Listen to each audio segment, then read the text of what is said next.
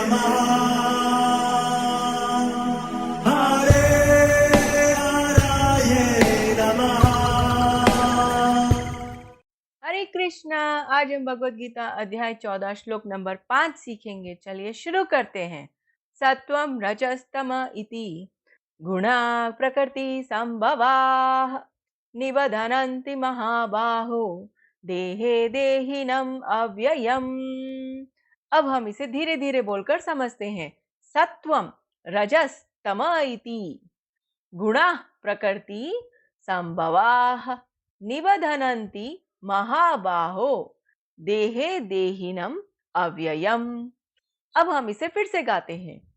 सत्वं रजस्तम इति गुणा प्रकृति संभवाः निबधनन्ति महाबाहो देहे देहिनम अव्ययम्।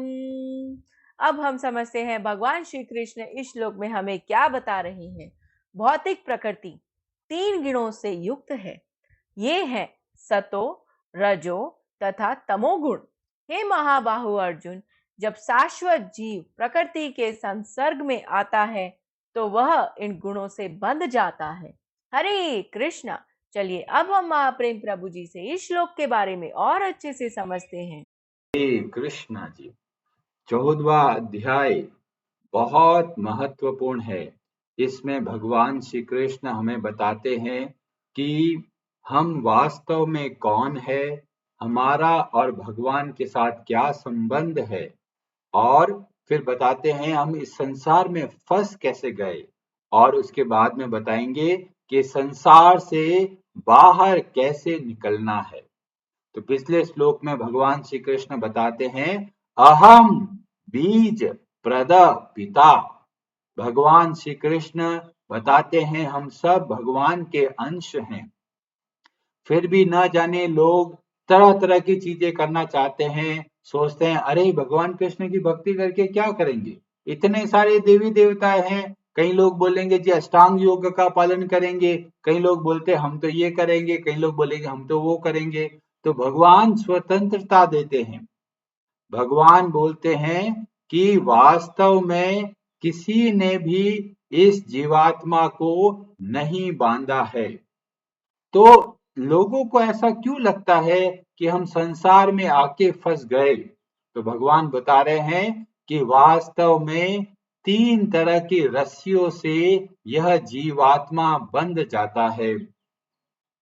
ये कौन सा जीवात्मा है? जो हम हैं, हमारा जो स्वरूप है, जो भगवान श्री कृष्ण बोल रहे हैं अव्ययम, जो नित्य जीवात्मा भगवान का अंश इतना शक्तिशाली और संसार में आकर अपने आप को भूलकर एक कमजोर व्यक्ति समझने लग जाता है।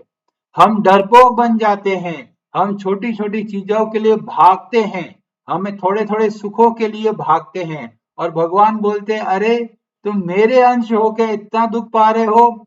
वास्तव में भगवान श्री कृष्ण ने बहुत कृपा करके हमें बताया कि हम कैसे फंस गए। कई लोग सोचते हैं अरे ये घर मेरा है, घर ने कभी भी आपको नहीं बोला कि तुम मेरे हो। फिर भी लोग अपनी इच्छाओं की वजह से बंध जाते हैं, अरे ये मेरा घर है। कई लोग कहते हैं अरे प्रभु जी समोसे में बहुत स्वाद है, अगर भूख लगी हो और सामने समोसा आता है तो ऐसा करता है खा लेने का मन करता है। तो इच्छा क्या कर रही है, उस समोसे की ओर खींचती है, पर समोसा कभी भी नहीं बोलता कि मेरे को खाओ। तो इच्छा जो करता है वह बंधता चला जाता है। तो जैसी जैसी हमने इच्छाएं करी उसके अनुरूप हमें जीवन मिलता चला गया, और हम धीमे धीमे इस दलदल में फंसते हुए चले गए।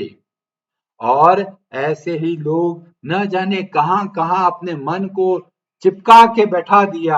अरे ये कार मेरी है, नई कार है, इसको थोड़ा डेंट लग जाता है तो कार को कुछ नहीं हुआ है, जो व्यक्ति मालिक है उसको बड़ा दुख होता है, अरे डेंट लग गया जी, डेंट लग गया। तो वास्तव में हम अपनी इच्छाओं के कारण इस संसार में बंध गए। इसीलिए जो भी संसार में दुख पाते हैं उसका उत्तरदायित्व हमारा है। भगवान नहीं चाहते, फिर भी भगवान दया करके देखते हैं, अरे बेचारा दुख पा रहा है, कैसे सहायता करूं।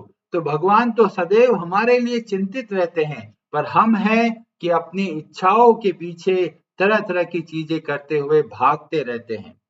ये जीवन ए से लेकर और बी से लेकर डी तक चलता है। बी फॉर बर्थ और डी फॉर डेथ। ये सब की लाइन बी से स्टार्ट होती है और डी में जाके खत्म हो जाती है।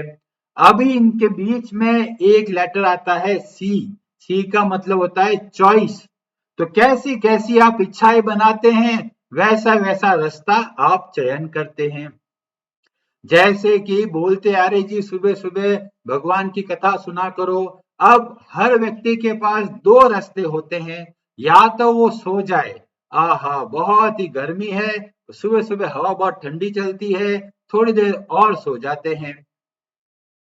एक तरफ बोलते हैं अरे नहीं, भगवान की भक्ति करनी है, हमें समझना है कि जीवन का उद्देश्य क्या है और कैसे हम अपने जीवन को आनंदमय बना सकते हैं। तो हर बार हमको दो ऑप्शन मिलेंगे, या तो भगवान की ओर जाएं या संसार की ओर। अगर आपके पास सत्संग का अवसर मिलता है और आपके पास मार्केट जाने का अवसर है कि चलो शॉपिंग करके आएंगे, अब आप इन दोनों में से किसका चयन करते हैं, वैसा वैसा आप अपने जीवन को बदलते हैं। तो भगवान श्री कृष्ण बोलते हैं इसलिए चीजें वैसी की वैसी है। एक ही समोसा है, अभी कोई भूखा है वो अपने अलग तरह से समोसे को देखेगा, किसी का पेट भरा हुआ है उसको अलग चीज तरीके से देखेगा। तो व्यवहार में अंतर क्यों आ गया? क्योंकि तरह तरह के लोग तरह तरह की इच्छाओं करते हुए, कोई सत्व गुण में घुस गया, कोई रजो गुण में घुस गया, कोई तमो गुण में घुस गया। और इसीलिए आपको बहुत तरह की वैरायटी दिखेगी। अलग अलग तरह के लोग होते हैं, अलग अलग की तरह चीजें करते हैं, और ये सब इस संसार में आके बंध गए। तो वास्तव में इस बाहर कैसे निकालेंगे? अपनी इच्छाओं को वापस शुद्ध करते जाइए, धीमे धीमे संसार से बाहर निकलते चले जाएंगे। और कितना अद्भुत है, इतना बड़ा ब्रह्मांड, उसमें बस ये तीन गुण, सत्व गुण, रजोगुण और तमोगुण, और इन तीनों की वजह से इतनी वैरायटी प्रकट होती है। ये कैसा है? जैसे टीवी होता है, टीवी में आप देखेंगे तरह तरह की पिक्चरें चलती है, तरह तरह के दृश्य आते हैं, पर आप जब वैज्ञानिक दृष्टि से देखेंगे कि उसमें जो पिक्सल होता है उसमें मुख्यतः तीन ही कलर होते हैं, आर, जी और बी। उसी से ही तरह तरह की पिक्चरें बनती है, तरह तरह की चीजें हमें देखने को मिलती है। तो वास्तव में इन तीनों गुणों ने क्या कर दिया? हमें इस संसार में बांध दिया। किसको? भगवान के अंश को। और ये तीन रस्सियां कैसी है? ये अदृश्य है, दिखती नहीं है। हमें लगता है अरे हम तो स्वतंत्र है, हम अपनी इच्छा के अनुसार करते हैं। नहीं, हमें फोर्स किया जाता है। और फोर्स कहां से आता है? ये तीन गुणों से। और इसीलिए गुणों का एक नाम और है जिसको बोलते हैं रस्सी। तो कोई सोने की रस्सी से बंधा हुआ है, कोई लोहे की रस्सी से बंधा हुआ है, कोई चांदी की रस्सी से बंधा हुआ है, पर सब के सब लोग इस संसार में आकर बंध गए। और अब भगवान श्री कृष्ण हमें बताएंगे कि ये रस्सी होती कैसे है, कैसे हम इसको पता करें और कैसे इन रस्सियों से बाहर निकले। तो 14वां अध्याय में बहुत बढ़िया तरीके से बताते हैं कि हम कैसे इस संसार में फंसते चले गए और कैसे हमें संसार से बाहर निकलना है। भगवान श्री कृष्ण ने ये पूरा जो 14वां अध्याय है, अर्जुन ने कोई प्रश्न नहीं किया, भगवान अपनी इच्छा से बोल रहे हैं। तो जब भगवान अपनी इच्छा से बोल रहे हैं तो वास्तव में बहुत दया करके बोल रहे हैं। 13वें अध्याय में अर्जुन ने 6 प्रश्न किए थे, तो भगवान ने 13वें अध्याय में सबका उत्तर दे दिया। उसमें एक श्लोक जो पिछला 13वें अध्याय में बोला था, पुरुषः प्रकृति स्थो ही भुक्ते प्रकृति जान गुणान। जब यह जीवात्मा अपने आप को शरीर समझ जाता है तो ही गुणों के संग में आता है, और जैसे ही गुणों के संग में आता है तो इसमें बंध जाता है। तो हमें क्या करना है? हमें अपनी इच्छाओं को शुद्ध करना है। जो हो गया सो हो गया, अब हमें रास्ता वापस की ओर जाना है। जब दो इच्छाएं आपके सामने आए, दो रास्ते आपको दिखे कि या तो भगवान की ओर लेके जाए या फिर संसार की ओर लेके जाए, उस समय पर आप क्या निर्णय लेते हैं, ये आपको तय करना है। आप भगवान वाले रास्ते पे जाएंगे तो धीमे धीमे हमारी इच्छाएं शुद्ध होगी और हम इस संसार के बंधनों से बाहर निकलेंगे। और अगर संसार की इच्छाओं में फंसते चले जाएंगे और हम इस संसार में दुख पाएंगे। अगर कोई व्यक्ति को पानी में फेंक दिया जाए और रस्सी बांध दी जाए तो क्या वह सुखी रह सकता है? नहीं, उसका दम घुटेगा। ऐसे ही इस संसार में आकर लोग दुख पाते हैं, इसीलिए इसको बोला गया दुखालयम। भले ही दुख का सागर है, पर भगवान श्री कृष्ण बहुत दयालु है। हमारे जीने के लिए जो जो आवश्यकता है वो सब का सब हमको प्रदान किया है। इतने स्वादिष्ट हमें फल प्राप्त होते हैं, वायु है, जल है, जो जो हमारी आवश्यकता है सब की सब पूर्ति भगवान करते हैं। पर हम ऐसे हैं, भगवान को भूल कर संसार में सुख के पीछे भागते भागते बंध जाते हैं। जितना सुख की इच्छा करते हैं उतना ही हमें दुख प्राप्त होता है। इसलिए इच्छाओं को हमें शुद्ध करना है। अब कई लोग बोलेंगे, अरे इच्छाओं को शुद्ध क्या करते हैं, कैसे करना है? तो बोला, इच्छाएं शुद्ध होती है जब हम संग करते हैं। तो कैसे लोगों का संग करते हैं, वैसी वैसी हमारी इच्छाएं बनती चली जाती है। कोई भगवान के भक्तों का संग मिलता है तो हम बहुत अच्छे से भक्ति करते हैं, और संसार के लोगों का संग करते हैं तो हमें लगता है अरे संसार में इतना सुख है, चलो सुख भोगने का कार्यक्रम शुरू करते हैं, तरह तरह की पार्टी करेंगे, मजे करेंगे, डांस करेंगे। पर वो भूल जाते हैं जो रास्ता संसार की ओर जाता है वह हमको दुख देने वाला है, आज नहीं तो कल। तो हमें कहां से आरंभ करना है? संग कैसा है, कैसे हमारे दोस्त हैं, क्या हमको भगवान की ओर लेके जाते हैं या फिर हमें संसार की ओर खींचते हैं? और ऐसे ऐसे संग से हमारा जीवन में परिवर्तन आता है इच्छाओं का। विष्णु पुराण में वर्णन मिलता है, श्रीमद् भागवतम में भी वर्णन मिलता है।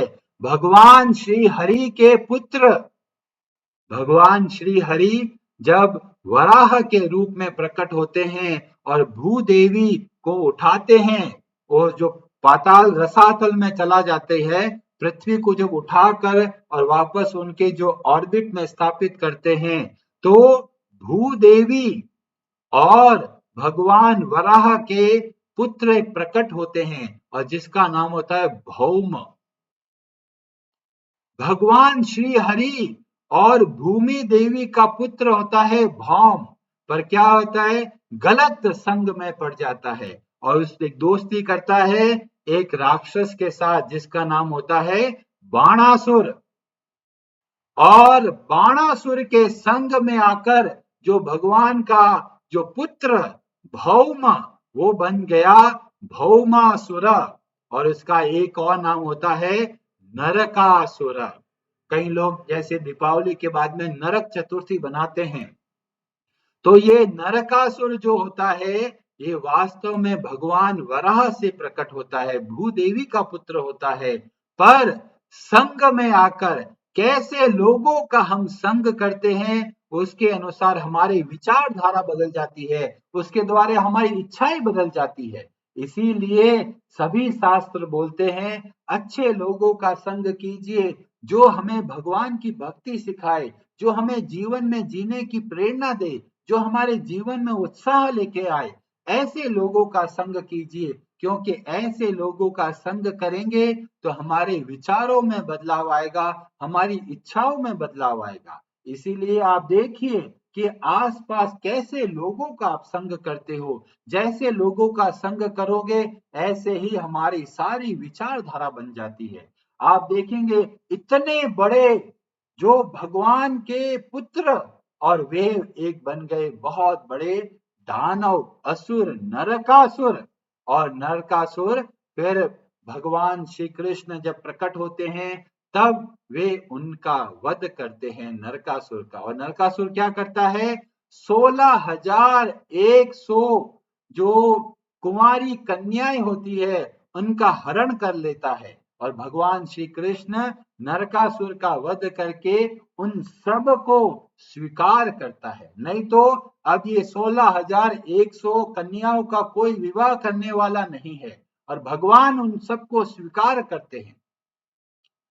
बिकॉज और कोई इनको स्वीकार नहीं करेगा। और फिर भी लोग भगवान श्री कृष्ण को ताना मारते हैं, अरे 16,108 रानियां हैं उनके पास, पर वो ये नहीं जानते कि उन्होंने ऐसा क्यों किया।